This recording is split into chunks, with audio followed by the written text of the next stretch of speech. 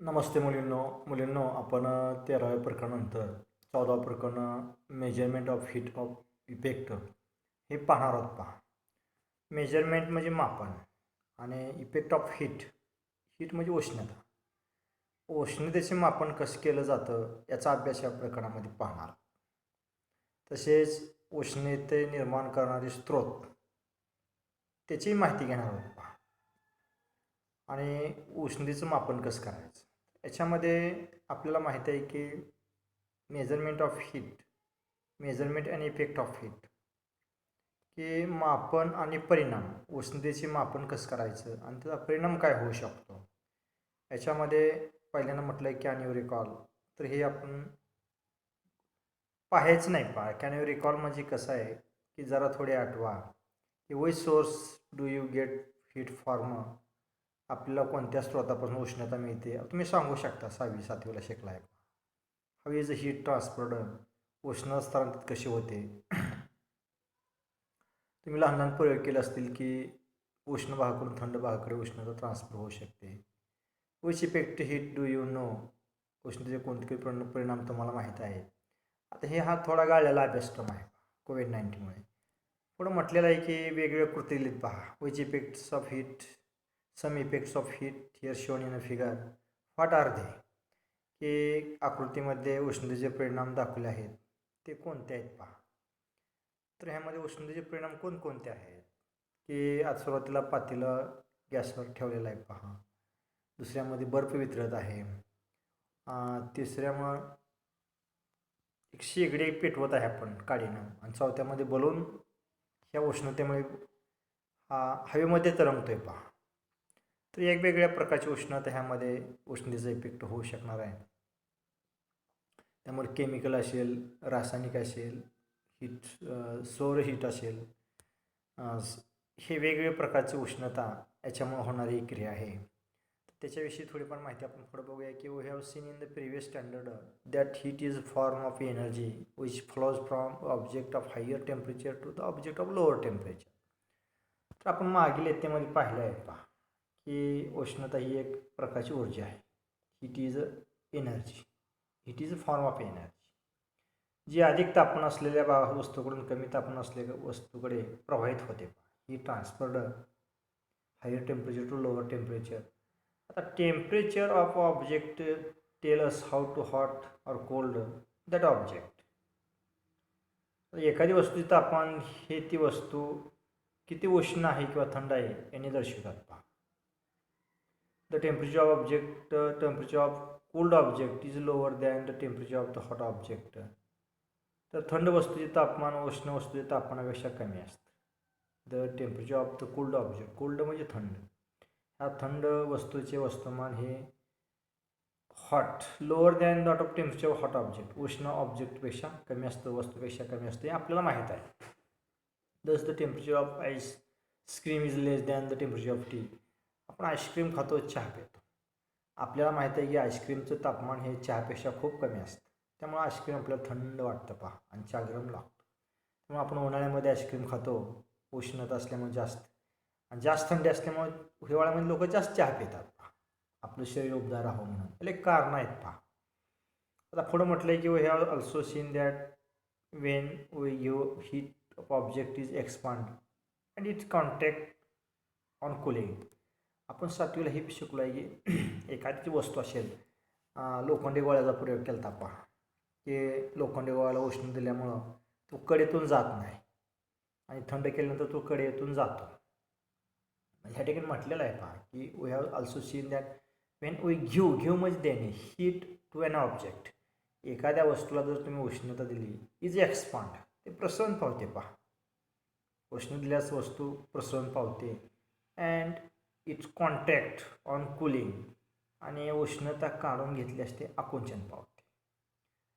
Also the state of matter change due to heat, आणि पदार्थाच्या सुद्धा अवस्था बदलतात उष्णतेमुळे, हे बी आपण शिकलेलं आहे की उष्ण पदार्थाचे अवस्थांतर होते, बदलतात.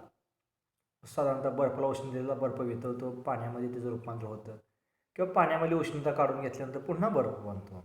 म्हणजे state of matter, the state of matter change due to heat, उष्णतेमुळे पदार्थाची अवस्था स्थलांतरण अवस्थांतर होते हे लक्षात ठेवायचं. आता ह्या हीटचं जे आहे हे उष्णतेचं एकक काय पुढं पाहूया आपण. तर the unit of heat is SI system in joule आहे पहा. ज्यूलमध्ये उष्णता मोजली जाते ज्यूल एककामध्ये SI सिस्टीममध्ये. आणि CGSमध्ये आता SI हे मोठे असते युनिट साधारणतः आणि CGS लहान युनिट आहे. तर CGSमध्ये कॅलरीज आहे पहा. कॅलरीज म्हणजे CGS हीटचं युनिट आहे in CGS system is calories. 1 calories is equivalent to 4.18 joule. आता एक व्हॅल्यू आहे कॅलरीची व्हॅल्यू दिली पहा की एका कॅलरीची किंमत जी असते साधारणतः 4.8 जूल एवढी असते हे लक्षात ठेवायचं. 1 calories heat is heat required to increase the temperature of 1 gram of water through 1 degree Celsius. उदाहरण दिलं आहे की 1 ग्रॅम पाण्याचे तापमान 1 डिग्री सेल्सिअसने वाढवण्यासाठी लागणारी जी ऊर्जा असते ती 1 कॅलरी द्यावी लागते. 1 कॅलरी ऊर्जा द्यावी लागते. म्हणजे 1 ग्रॅम पाण्याचे तापमान जर 1 डिग्री सेल्सिअसने वाढवायचं असेल तर लागणारी ऊर्जा ही 1 कॅलरी असते हे लक्षात ठेवायचं. आता ही झाली साधारणतः उष्णतेची युनिट ऑफ द हीट. याच्यामध्ये आपल्याला माहिती आहे की ज्यूल SI सिस्टीममधलं युनिट आहे आणि कॅलरीज CGS सिस्टीममधलं युनिट आहे. ह्याच्यामधले जे पुढला जो भाग आहे की सोर्स ऑफ हीट म्हटले. सोर्स, आता सोर्स म्हणजे स्त्रोत. उष्णता निर्माण करण्याचं किंवा उष्णता देणाऱ्याचं स्त्रोत कुठलं आहे हीट ऑफ सोर्स. तर माहिती आहे की सूर्य हा सगळ्यात महत्त्वाचा आणि खूप मोठा स्त्रोत आहे उष्णतेचा. की सूर्याच्या इंटरनल भागामध्ये रासायनिक अभिक्रिया थोडक्यात होते आणि मोठ्या प्रमाणात उष्णता बाहेर पडते. याच्यामध्ये the sun is the biggest source of heat received by earth असं म्हटलेलं आहे की सूर्य पृथ्वीला मिळणाऱ्या उष्णतेचा सर्वात मोठा स्रोत आहे. Large amount of heat is generated due to the nuclear fusion taking place in the centre. मोठ्या प्रमाणात ऊर्जा मिळते पहा की सूर्याच्या अंतर्गत केंद्रामध्ये होणाऱ्या केंद्रीय एकीकरणामुळे न्यूक्लिअर फ्युजन. आता न्यूक्लिअर फ्युजन म्हणजे केंद्रीय एकीकरणामुळे ही मोठ्या सूर्याच्या इंटरनल भागामध्ये असलेलं जी काही वायू आहे त्याच्या केंद्रीय एकत्रीकरणामुळे मोठ्या प्रमाणात ऊर्जा निर्माण होते. सूर्याच्या केंद्रामध्ये होणाऱ्या केंद्रीय एकीकरणामुळे न्यूक्लिअर फ्युजनमुळे मोठ्या प्रमाणात उष्णता निर्माण होते. In this process hydrogen nuclear fuse together to the form of helium nuclear generating heat in the process.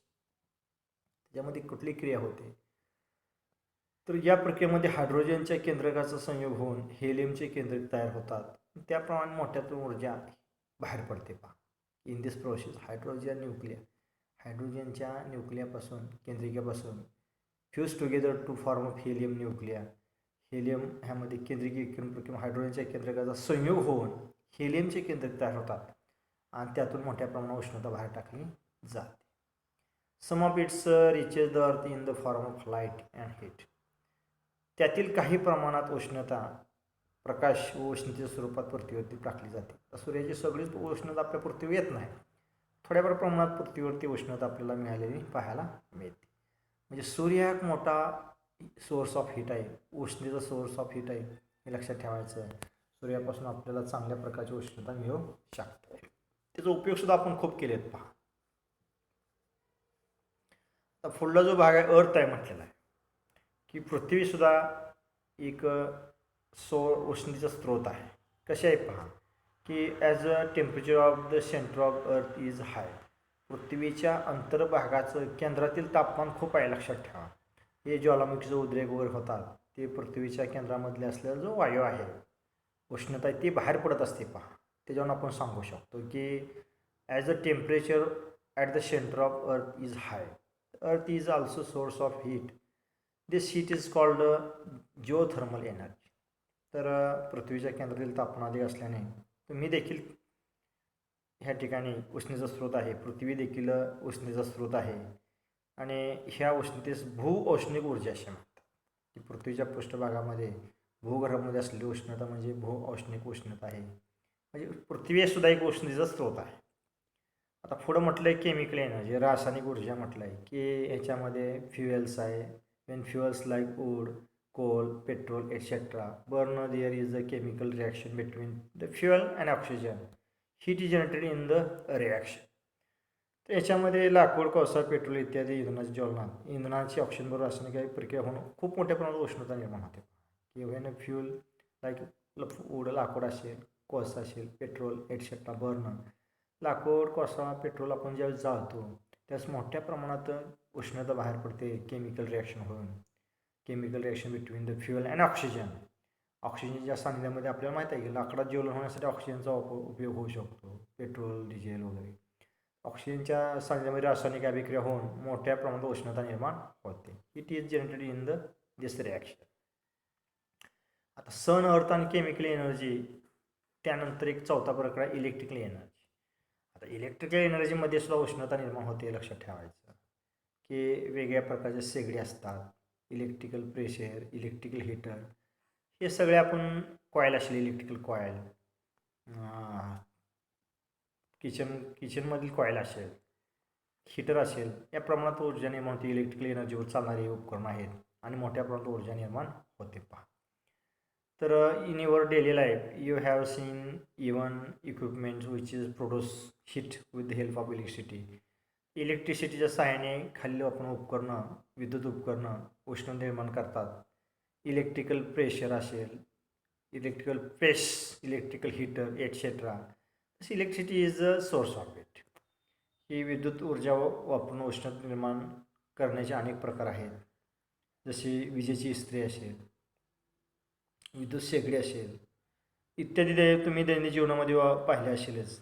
म्हणजे विद्युत ही उष्णतेचा स्रोत आहे, मोठ्या प्रमाणात उष्णतेचा स्रोत आहे, हे लक्षात येतं. म्हणजे sun, earth, chemical energy and electrical energy is a source of heat. आता त्यानंतर पाचवा जो ॲटॉमिक एनर्जी म्हटलं की हंग amount of heat produce in the very short time. की कमी वेळेमध्ये मोठ्या प्रमाणात उष्णता निर्माण केली जाते. ॲटॉमिक एनर्जी म्हटलं त्याला. हंग time of heat is produce in the very short time. हंग amount of heat is produce in the very short time when the nuclear of some elements like uranium, thorium undergoes fusion. This is used to atomic energy project. आपल्याला माहिती आहे काही मूलद्रव्यांची, जशी uranium असेल, thorium असेल, ही जी मूलद्रव्ये आहेत इत्यादी अणूच्या केंद्रकाचे विभाजन करतात. अत्यंत थोड्या कालावधीत प्रचंड ऊर्जा निर्माण होते. अणुऊर्जा प्रकल्पात ही प्रक्रिया वापरली जाते. अणुबॉम्ब तयार करण्यासाठी अणुऊर्जेमध्ये जी काही मटेरियल वापरलं जातं त्यामध्ये थोरियम, रेडियम, बेरियम हे असते. पहा, आणि ह्याच्या एकीकृतीकरणामुळं मोठ्या प्रमाणात ऊर्जा निर्माण होते आणि उष्णता बाहेर पडली जाते.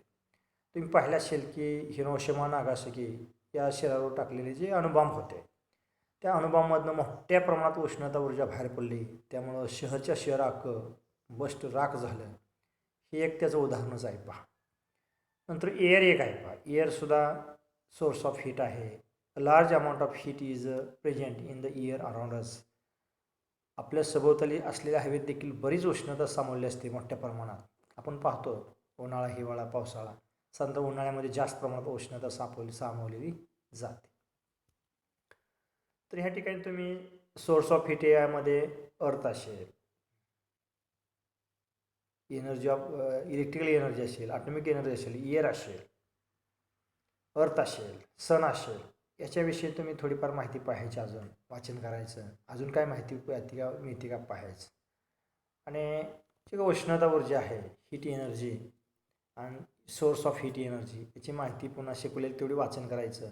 आता जो पुढील जो भाग आहे आपल्या ठिकाणी टेम्परेचर म्हटलेला आहे, हे तापमान म्हणजे काय ते आपण पुढील तासाला पाहणार आहोत.